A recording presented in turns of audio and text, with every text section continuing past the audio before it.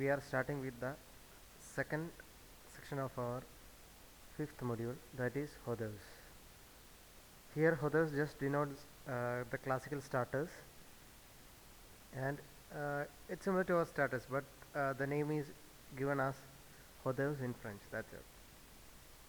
So we are going to discuss about various types of starters which we are using.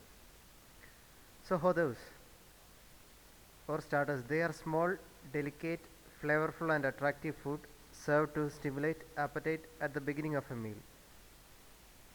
So hoders are basically small, delicate and flavorful and with a nice presentation. And the main thing is like it is used to stimulate appetite and normally served at the beginning of a meal. So before a large meal, we are just giving a starters in order to stimulate our appetite. And to give a first impression, we are nicely or attractively presenting the starters. And they are usually small, bit size or even small quantity compared to main course. The variations are limitless. Yeah, in various cuisines we have various types of starters, and even from a single starter there are various types of variations also. Some are served as hot, whereas others cold. So there are hot hodavs as well as cold hodavs. So remember, hodavs are small, delicate, flavorful, and attractive food used to stimulate our appetite, served at the beginning of a meal.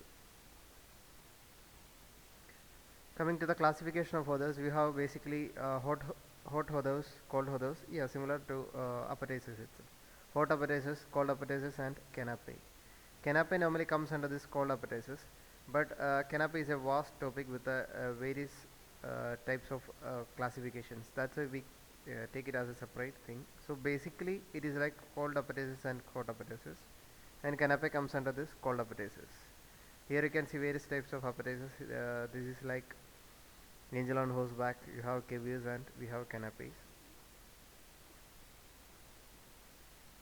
So coming to cold appetizers, remember cold appetizers are served as cold or at room temperature. So everything other than hot appetizers comes under this. It doesn't necessary to serve the cold appetizers as chilled. It can be cold or at room temperature.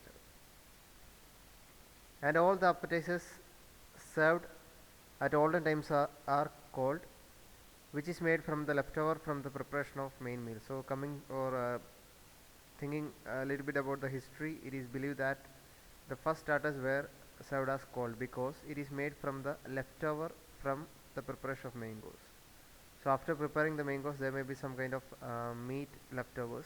They may blend and make another thing, and it is already cooked. That's why they are not going to reheat it again. That's why the first starters were served as cold.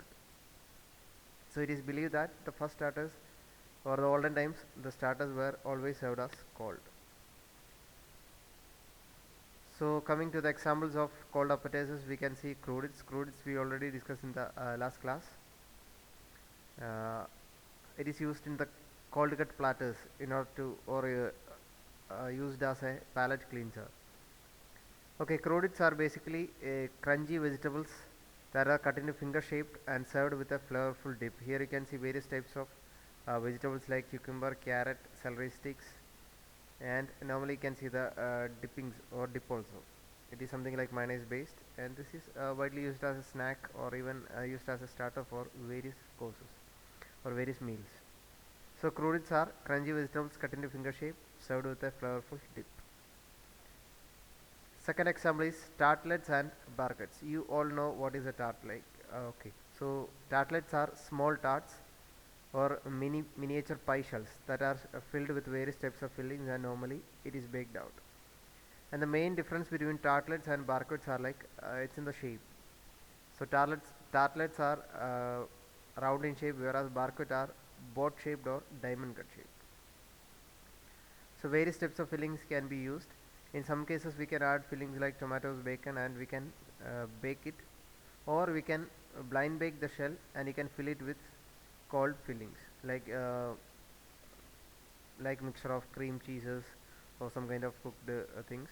But remember, it can be served it can be prepared by baking, or even just bake the shell and we can fill the shell with any kind of fillings.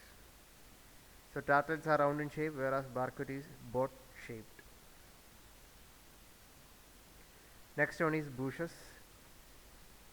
The word bouche comes from the French word bouche, which means mouth.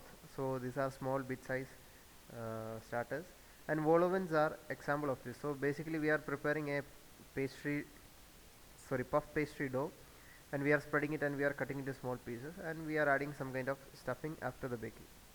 So vol au vent is one of the famous example of this bouches. Vol au vent basically means goes with the wind. The word means goes with the wind. That means it is that much light. So vol au vent or bouches are like puff pastry doughs. We are cutting into small pieces, baking and filling with some kind of stuffings. This one also can be used as a cold appetizer. Next one is mousse. Mousse already discussed in the charcuterie module. Mousse comes from the French word mousse, which means froth or foam. And in garde-manger, a cold mousse is a savory dish that contains a base, binder and aerator. We already discussed in the last classes about the parts of mousse and how it is made. So savory mousses also can be served as a appetizer. Next one is one of the important thing, caviars. Caviar is actually the raw actually means fish egg of fish from sturgeon family, and it is extremely expensive. And why it is become so expensive is like basically it have three things. First thing is there is no machine to harvest caviar from a sturgeon fish. We need laborers to take the caviars out of each fish, and it is believed that if you take the caviar while the fish is alive, we will get a nice or best quality caviar. And the second thing is like the shelf life of the caviar. So caviar have basically less shelf life, and that's that's one of the reason it becomes a little bit more expensive. And the third thing is like the fishes will take, some fish will take 8 years, or some will take 5 years or even 10 years to become mature and to produce this caviar. So these are the basic three components or three factors that makes a caviar real expensive. And caviar is not caviar is just cured with salt, and it is not yet cooked, or it is not cooked at all. Okay, and it is the one of the most famous process of adding salt to the caviar is called malosol, and in Russian it is called little salt. And there are various types of color codes denoted in the tin or in the packet of the caviar, and it is like triple O to even single O.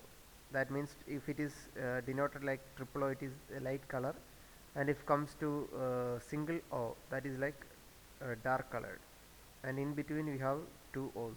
So if you see three O's, it is very light, two O's means a little bit darker, and single O means it is like the darkest. And various types of caviars. The most commonly used caviars are like beluga, ossetra and sevruga. And beluga is the most expensive, which took 20 years for the fish to get matured.